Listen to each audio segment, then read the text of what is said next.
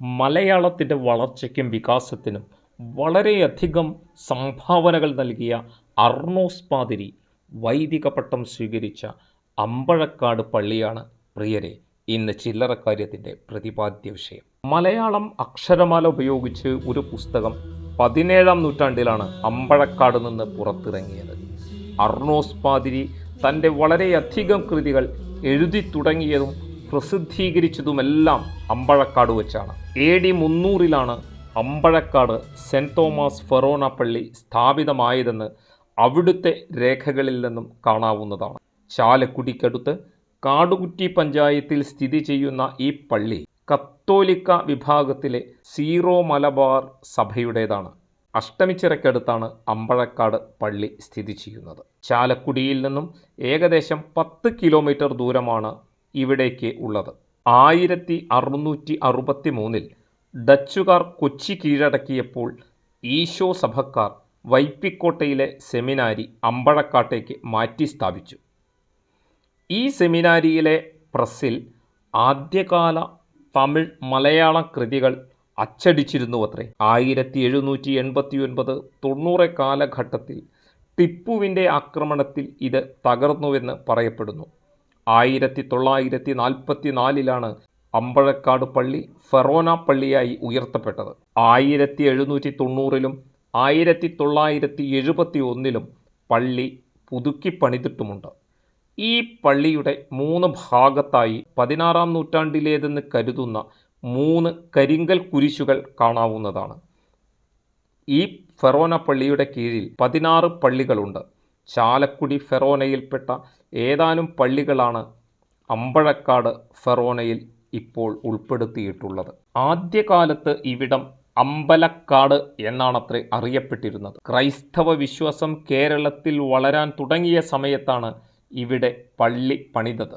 AD 2-ാം ശതകം മുതൽ പള്ളി പണിയണമെന്ന് സമുദായാംഗങ്ങൾ ആഗ്രഹിച്ചിരുന്നുവെങ്കിലും അതൊന്നും നടക്കുകയുണ്ടായില്ല. ഒടുവിൽ അമ്പഴക്കാട് മനയിലെ ഒരു നമ്പൂതിരി ദാനം നൽകിയ ഭൂമിയിലാണ് അമ്പഴക്കാട് ക്രിസ്ത്യൻ പള്ളി സ്ഥാപിതമായത്. 1653-ൽ നടന്ന കൂനൻ കുരിശ് സത്യകാലത്ത് ഈ പള്ളി കൊടുങ്ങല്ലൂർ അതിരൂപതയിൽ ആയിരുന്നു.